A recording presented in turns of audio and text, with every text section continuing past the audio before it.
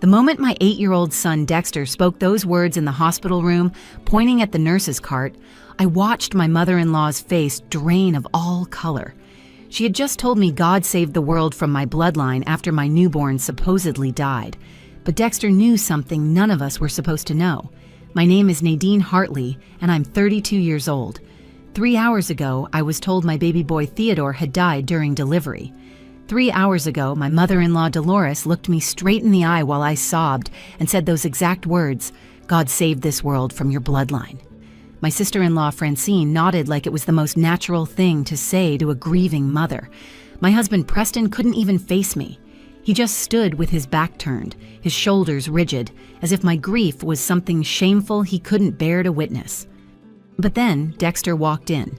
My beautiful, observant 8-year-old boy who notices everything adults think they're hiding.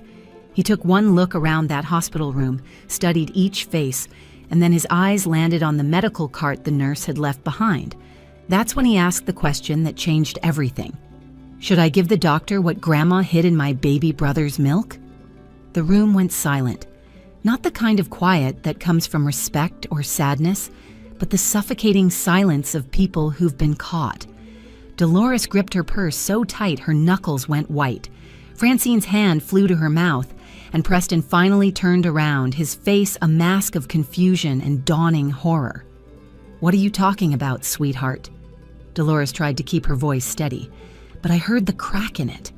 After 7 years of marriage to her son, I knew every tone, every inflection she used to manipulate situations. Dexter walked closer to the cart, his small finger pointing at a baby bottle partially hidden behind some medical supplies. "The drops, Grandma." "From the little brown bottle in your purse. You said they were vitamins for Mommy, but you put them in the baby bottle instead. I saw you do it when you thought I was playing with my tablet." My sister Cordelia, who had brought Dexter to the hospital, immediately moved toward the cart. She's a pediatric nurse herself, and something in her expression shifted from sympathy to professional alertness. "Nadine, has anyone given the baby anything besides formula or breast milk?" "The baby is gone," Dolores interrupted sharply. "There's no point in discussing feeding schedules now." But Dexter shook his head, that stubborn set to his jaw that he inherited from me. "No, Grandma. I heard him crying when Aunt Cordelia drove me here. We passed the big window with all the babies, and I heard my brother. I know his cry because I heard it right after he was born, before you sent me to the waiting room." The nurse who had been so kind to me throughout my pregnancy, Bethany, appeared in the doorway. She had obviously been listening from the hallway. Her face was pale, and she kept glancing between Dolores and the cart. "Mrs. Hartley," she said to me, her voice trembling, "I need to check something in the nursery right now." "There's nothing to check." Dolores stood up, her 5'8" frame trying to be imposing. At 58, she still carried herself like the small-town dynasty she believed her family to be. "My grandson passed away due to complications. Dr. Reeves has already signed the necessary paperwork." But I was already trying to sit up, fighting through the fog of medication and grief. "Where's my baby? Where is Theodore?" Preston finally spoke, his voice uncertain. "Nadine, Mom said the doctor confirmed it. The baby couldn't breathe on his own." "Then why won't they let me see him?" I grabbed Cordelia's hand, my lifeline to sanity. What kind of hospital doesn't let a mother see her baby, even if he's gone? Dexter tugged on Cordelia's jacket. "Aunt Cordy, should I tell them about the other thing?" "What other thing, buddy?" Cordelia knelt beside him, her emergency room training kicking in as she recognized a child with crucial information. Grandma had a doll in her big bag, the special bag she brought from home, not a regular purse. It looked like a real baby. She showed it to Aunt Francine in the parking lot and said something about insurance. I was in the back seat, and they didn't know I could hear them. Francine's face went from pale to ashen. "Mom, tell them that's not true." But Dolores was already backing toward the door, her carefully maintained composure finally cracking. "You're listening to the fantasies of a confused child. This is a difficult day for everyone." That's when Bethany, the nurse, made her move. She grabbed the bottle Dexter had pointed to and held it up to the light. A few drops of milk were still visible inside, but there was something else too, a faint residue that shouldn't have been there. "Security to maternity ward immediately," she spoke into her phone, her eyes never leaving Dolores. "And someone get Dr. Reeves here now. Not the one on duty, but Dr. Martinez from Pediatrics."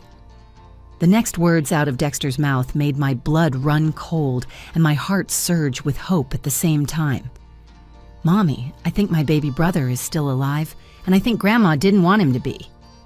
My life before that hospital room seemed like it belonged to someone else entirely. Just 6 months ago, I thought I had built something solid with Preston. We lived in a colonial-style house on Maple Street, the kind with white shutters and a wraparound porch that Preston's mother, Dolores, had picked out for us.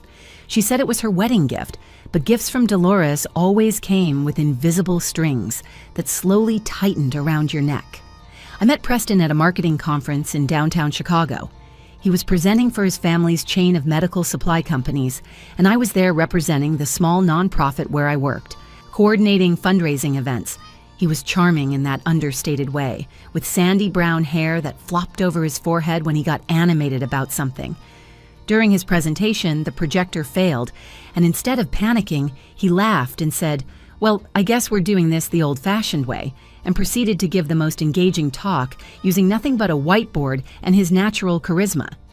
We dated for a year before he proposed. During that time, I met Dolores exactly 3 times, and each meeting felt like a job interview I was failing. She would ask about my family with a smile that never reached her eyes. "So, your father works in construction? How interesting." Preston's grandfather built half the commercial district here. Or she'd comment on my education. "State school? Well, not everyone can afford private education. You've done well considering your circumstances." Preston would squeeze my hand under the table during these dinners, his silent way of saying, "Ignore her," but he never actually told her to stop. That should have been my first warning sign. When we married, Dolores insisted on planning everything.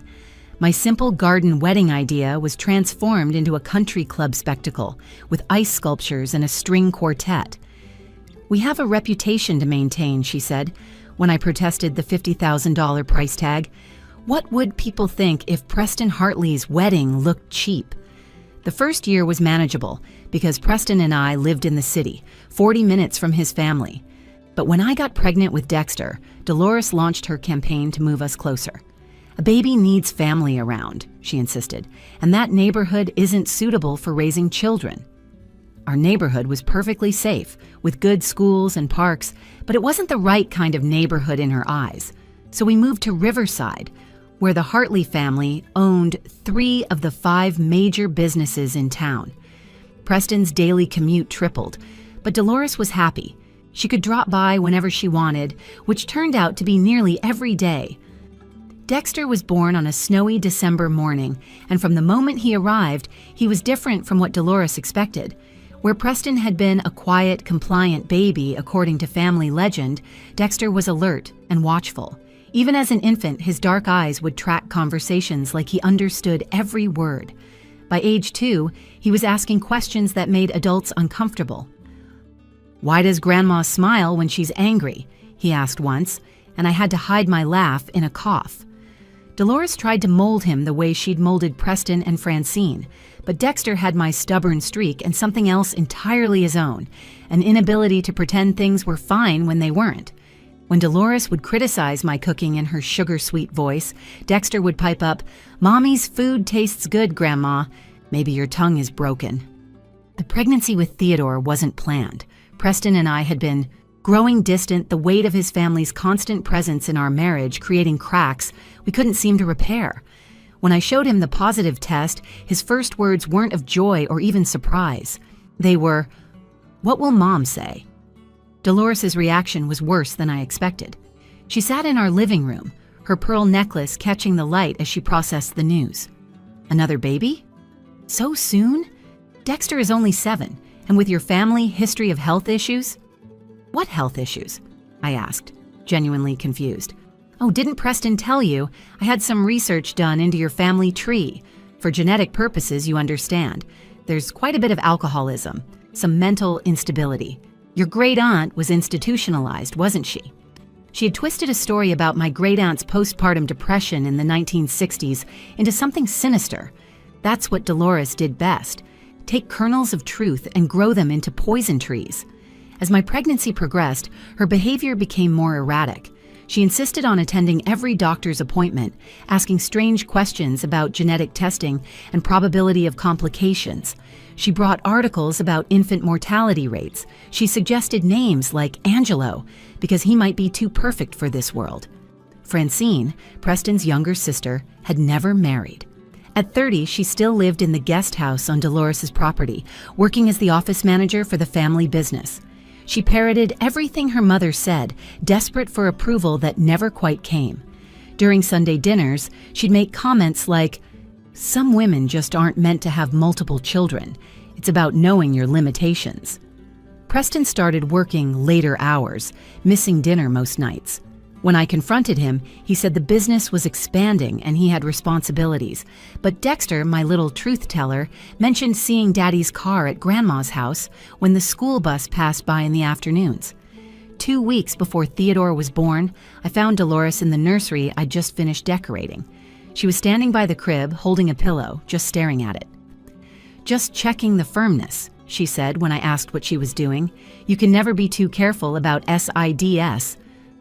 That night, I told Preston I wanted his mother to stay away from the delivery. He looked at me like I'd asked him to cut off his own arm. "She's my mother, Nadine. She has a right to be there for her grandchild's birth." "What about my rights?" I asked. "What about what I need?" He slept on the couch that night. It would be the last normal night of our marriage, though I didn't know it then. I lay in bed, feeling Theodore kick, and whispered to him, "Don't worry, baby. Mommy will protect you." I had no idea how those words would haunt me or how much I would fail to keep that promise, at least at first. The morning of Theodore's birth started with a thunderstorm that rattled the windows and knocked out power twice before breakfast. I should have taken it as an omen. My water broke at 6:47 a.m. while I was making Dexter's lunch for school. The pain that followed wasn't like my first labor. Something felt different, wrong in a way I couldn't articulate. Preston called his mother before he even helped me to the car. I heard him through the bathroom door as I changed clothes, trying to breathe through contractions. "Yes, Mom, we're leaving now. Yes, you can meet us there. No, I haven't called the doctor yet." By the time we reached Riverside General, Dolores was already there, talking to Dr. Reeves in the lobby. She had specifically requested him months ago, overriding my choice of doctor, Patel, who had delivered Dexter. "Dr. Reeves is the best," she'd insisted. "He delivered Preston and Francine. He understands our family." The labor progressed too quickly. Within 2 hours, I was fully dilated, but Theodore's heart rate kept dropping with each contraction. The monitors beeped their warnings while nurses rushed in and out, their faces increasingly concerned. Dr. Reeves kept checking his watch, muttering about scheduling conflicts. "We need to do a C-section," he finally announced, but his tone was oddly casual, like he was suggesting we order takeout. "The baby is showing signs of distress." "Is he going to be okay?" I gasped between contractions. "We'll do our best, Doctor," Reeves said, not meeting my eyes. Dolores stood beside him, her hand on his arm in a gesture that seemed too familiar, too rehearsed. They wheeled me into the operating room at 11:15 a.m. The last thing I remember before the anesthesia took hold was Dolores leaning over me, her breath smelling of peppermint and something medicinal. "Everything will be as it should be," she whispered. When I woke up, the room was dim and quiet. My throat was dry, my abdomen tender and bandaged. The first thing I noticed was the absence of crying. In every movie, every story, every friend's experience, you wake up to your baby's cry or to someone placing them on your chest. But there was nothing except the mechanical beep of machines and the sound of Preston's muffled voice somewhere behind me. I turned my head, fighting through the medication fog. Preston stood with his back to me, his phone pressed to his ear. Dolores sat in the corner chair with Francine beside her. They were both wearing black. Black. Who wears black to a delivery room? "Where's my baby?" My voice came out as a croak. The room shifted. Preston ended his call but didn't turn around. Dolores stood up slowly, smoothing her skirt, that practiced look of sympathy sliding across her face like a mask. "Nadine, dear, you need to rest," she said. "Where is Theodore?" "Where is my son?" Dr. Reeves entered then, his white coat pristine, his expression carefully neutral. "Mrs. Hartley, I'm afraid I have difficult news. Your son experienced severe respiratory failure. We did everything we could, but he didn't survive. I'm very sorry for your loss." The words didn't make sense. They floated in the air like impossible things, like saying the sun had decided not to rise. No, that's not right. I need to see him. Bring me my baby." "That's not advisable, doctor," Reeves said quickly. "The baby's appearance might be distressing. It's better to remember him as he was meant to be." "As he was meant to be?" I tried to sit up, but the incision screamed in protest. "He was meant to be alive. He was meant to be in my arms." That's when Dolores said it, her voice clear and cold. "God save this world from your bloodline, Nadine. Some things aren't meant to be." Francine nodded, actually nodded like this was reasonable. "Mom's right. Maybe this is a blessing in disguise. You already have Dexter." I looked at Preston, begging him with my eyes to say something, to defend me, to demand to see our son. But he just stood there, his back a wall between us, his shoulders set in that way that meant he'd made up his mind about something. "Preston, please," I sobbed. "This is our baby. Don't you want to see him? Don't you want to hold him just once?" "The arrangements need to be made," he said to the window. Not to me, to the window. "Mother has already contacted the funeral home." "Already?" The word escaped before I could stop it. "Our son has been gone for what, an hour? And she's already planning his funeral?" Dolores pulled out a folder from her purse, an actual folder with papers already filled out. "I believe in being prepared. The Riverside Funeral Home can handle everything discreetly. We don't want this to become town gossip." I started screaming then. Not words, just raw sound that came from somewhere deep and primal. A nurse rushed in with a syringe, and before I could protest, warmth spread through my IV. But before the sedative pulled me under, I noticed things that didn't fit. The bassinet in the corner had been used. There were water drops on its side and a small yellow stain that looked like formula. The warming light above it was still on. A nurse wheeled it out quickly when she saw me looking. Bethany, my favorite nurse from prenatal visits, stood in the doorway. Her eyes were red, and she kept opening her mouth like she wanted to speak but couldn't. When Dolores glared at her, she backed away, but not before I saw her mouth the word sorry to me. There was a small hospital bracelet on the side table, the kind they put on newborns. It had been cut off, not unclasped. Why would they cut it off? And why was there a bottle of formula on the nurse's card if my baby never lived long enough to feed? "Something's wrong," I whispered as the medication pulled me down. "Something's not right." "Hush now," Dolores said, patting my hand with fingers that felt like ice. "Sometimes God's plan is hard to accept, but you'll see. This is all for the best." The last thing I saw before darkness took me was Preston, finally turning around. His face wasn't grieving, it was guilty. And that's when I knew, see, even through the drugs and the pain and the impossible grief, that my baby's death was not what they were telling me. Theodore was supposed to be alive, and someone in this room had made sure he wasn't. Or at least that's what they wanted me to believe. The sedative they gave me was supposed to keep me under for hours, but a mother's instinct is stronger than any drug. I fought my way back to consciousness like swimming up from the bottom of a dark lake. My mouth tasted like metal and my incision throbbed with every heartbeat, but my mind was clearing, sharpening with each second. The room had changed. Preston was gone. Dolores and Francine sat in the corner, speaking in low voices they thought I couldn't hear. But the medication had done something strange. It had made them think I was unconscious while leaving me aware enough to listen. "The paperwork is filed," Dolores was saying. "Dr. Reeves assured me everything looks natural. Respiratory failure is common in newborns, especially with her family history." "But Mom, what if someone checks?" Francine's voice wavered. "What if they want to do an autopsy?" "They won't. I've already had Charles at the funeral home begin the cremation paperwork. By tomorrow afternoon, there won't be anything left to examine." My heart hammered so hard I was sure they'd hear it. Cremation. Tomorrow. No mother would agree to that so quickly without even seeing her child. I forced myself to remain still, to keep my breathing steady and deep. The door opened.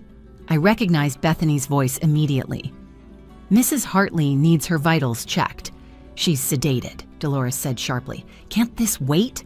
Hospital protocol, every 2 hours post-surgery. Bethany's tone was professionally firm. I felt her warm fingers on my wrist, checking my pulse. Then she did something unexpected. She squeezed my hand 3 times, a signal. She knew I was awake. Her pulse is elevated, Bethany announced. I need to adjust her medication. Is that necessary? Dolores stood up and I heard her heels click across the floor. We don't want her in any pain. Of course not. Bethany moved to my 4th, but instead of adding medication, I heard her pressing buttons on the machine. There, that should help. I'll need to check on the other patients now. As she left, she dropped something beside my bed. I heard the soft thud of paper hitting the floor. Dolores and Francine didn't notice, too absorbed in their planning. 20 minutes later, my sister Cordelia arrived with Dexter. I heard my son's voice in the hallway, arguing with someone.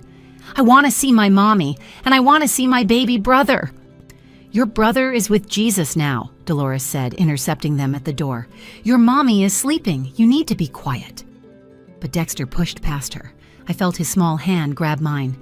Mommy, wake up. Please wake up. Something's wrong. Grandma's lying about something. I squeezed his hand just slightly. His intake of breath told me he understood. Aunt Cordelia, he said loudly, can you get me a juice from the machine? The one downstairs? Grandma, you should go with her. She doesn't know where it is.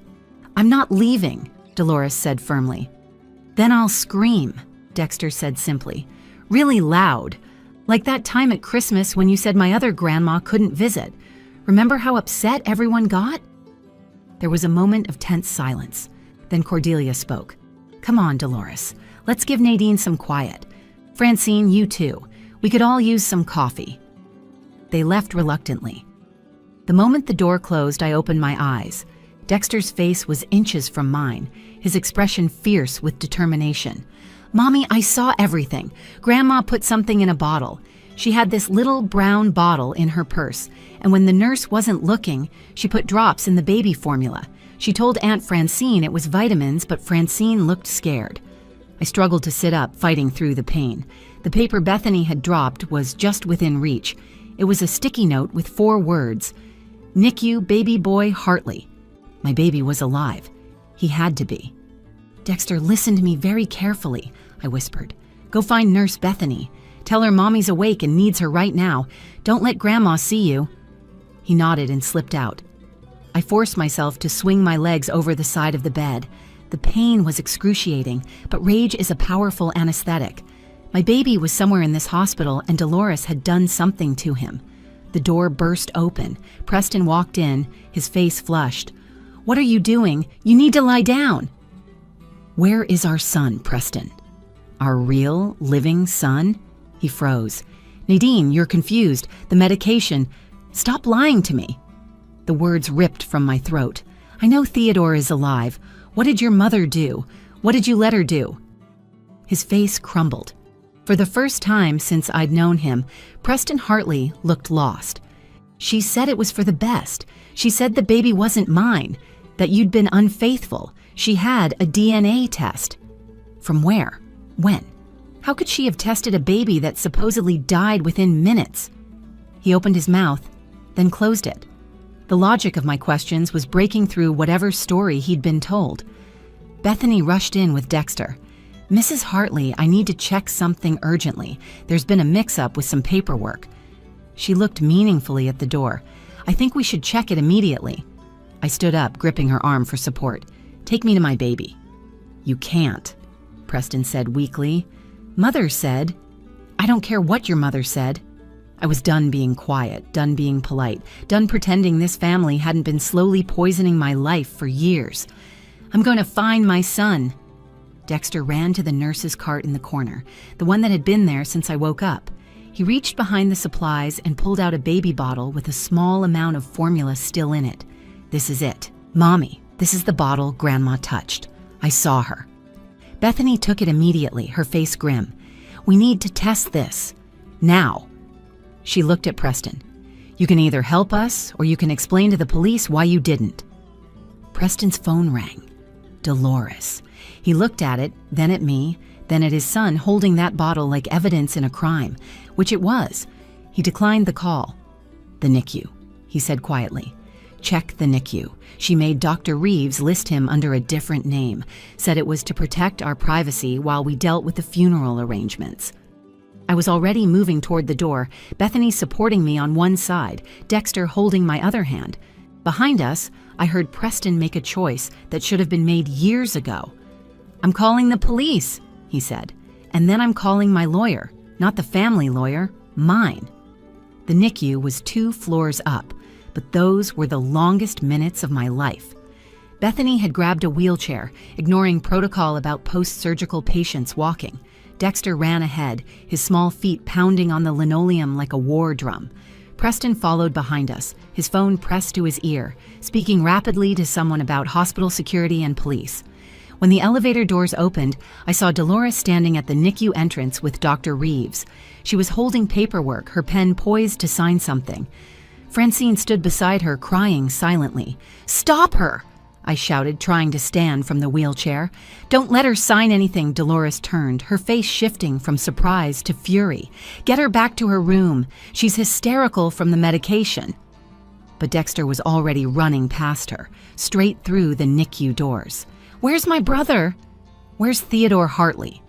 Dr. Reeves moved to block him, but Bethany stepped forward. "Dr. Martinez is on his way up. He's ordered a full stop on all paperwork for any infant admitted in the last 6 hours." She held up the bottle Dexter had found. "And hospital security has been instructed to preserve all evidence of potential poisoning." "Poisoning?" Dr. Reeves's face went white. "What are you talking about?" "Should I give the doctor what Grandma hid in my baby brother's milk?" Dexter said loudly, his clear voice carrying through the ward. "The stuff from the brown bottle in her purse?" Everything happened at once. Dolores lunged for her purse, but Cordelia, who had just arrived with hospital security, grabbed it first.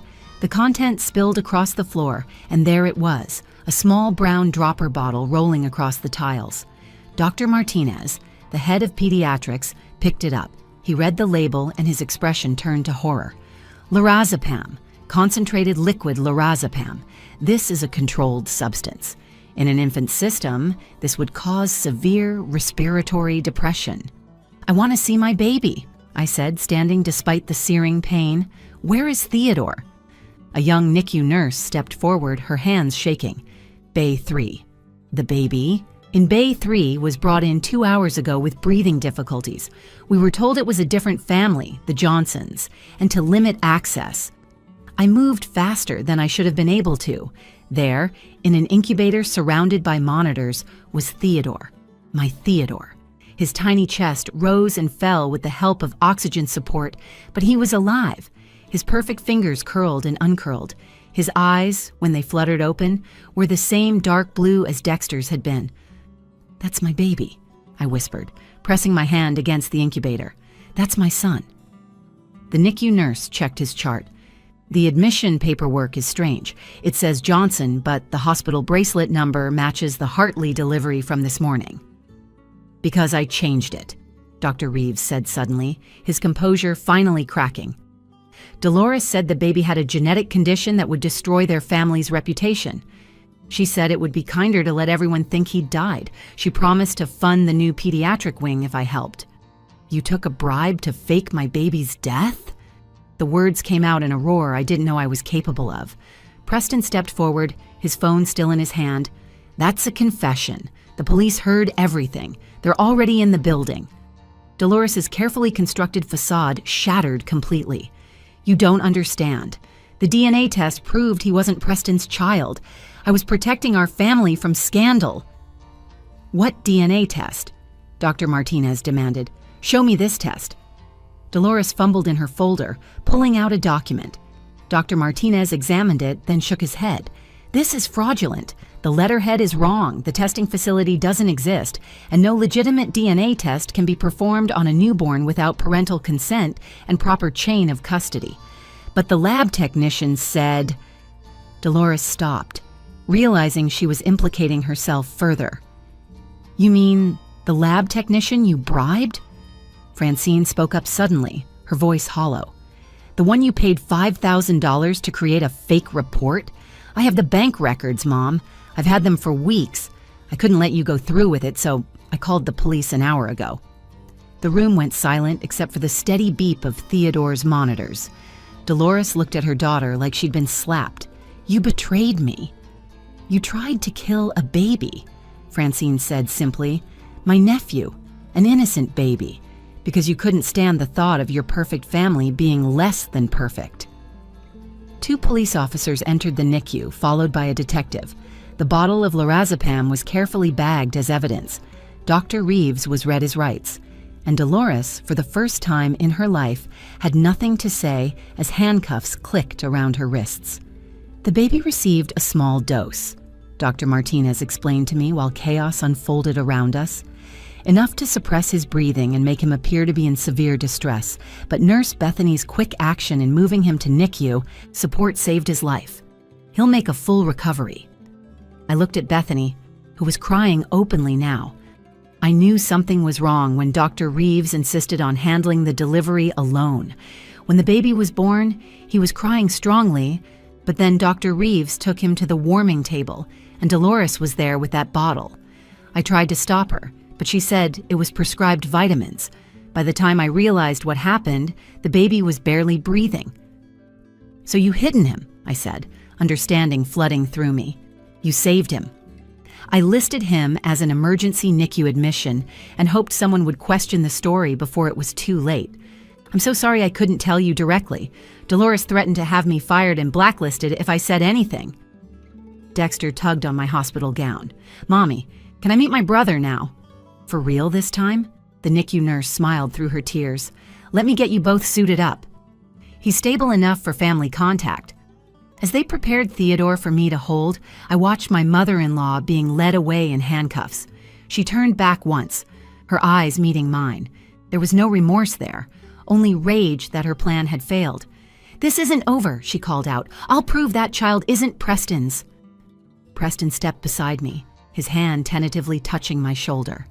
"Let her try. I already called for a legitimate DNA test. I don't care what the results say. Theodore is my son. Dexter is my son, and I'm going to spend the rest of my life trying to earn forgiveness for what I almost let happen." I didn't respond. There would be time for those conversations later. Right now, all that mattered was the weight of Theodore in my arms, warm and breathing and alive. Dexter stood on tiptoe beside me, gently touching his brother's hand. "I knew you were okay," Dexter whispered to Theodore.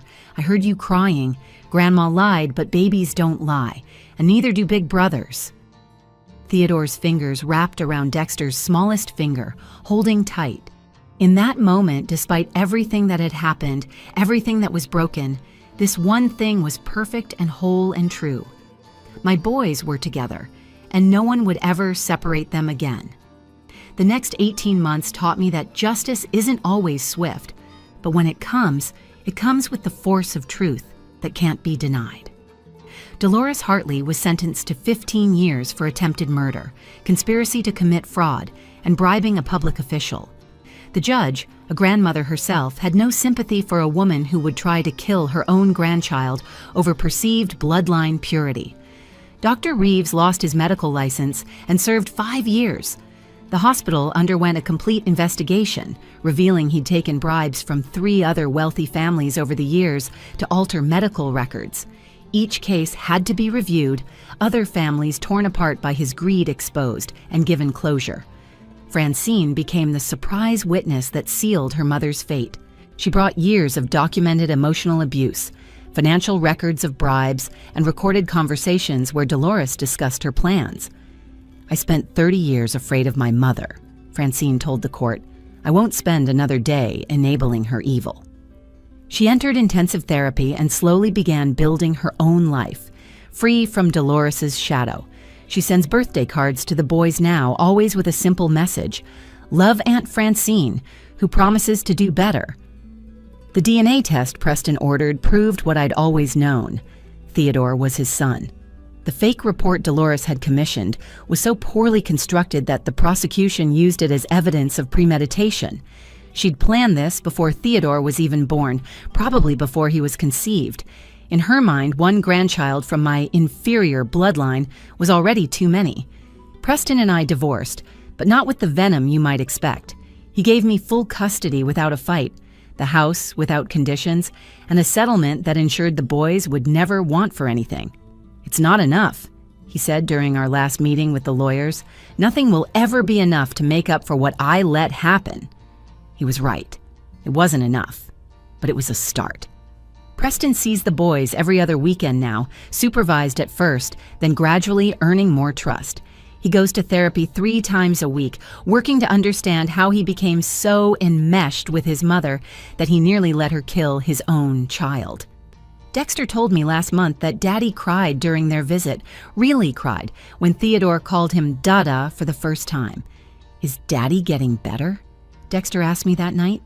"He's trying," I said, because that was the truth. People can change, but trust has to be earned back slowly. Like when I broke your favorite vase and had to show you for a whole month that I could be careful. Exactly like that, but bigger. Nurse Bethany became more than just a hero in our story. She became a friend. She testified at the trial, risking her career to speak truth about what she saw. The hospital not only didn't fire her, they promoted her to head of maternity ward safety protocols. She stops by sometimes for coffee, and Theodore lights up when he sees her. Some part of him remembers, I think, that she's the one who saved him. My sister Cordelia moved in with us for those first 6 months, helping me heal both physically and emotionally. She was there for the nightmares where I dreamed Theodore had actually died. There for the panic attacks when anyone in black clothes came to the door. There for the moment when Theodore took his first real steps at 14 months, toddling straight into Dexter's arms.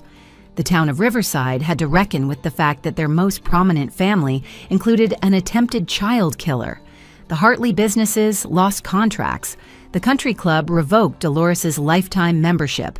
The church where she'd held court for decades removed her name from the dedication plaque in the fellowship hall.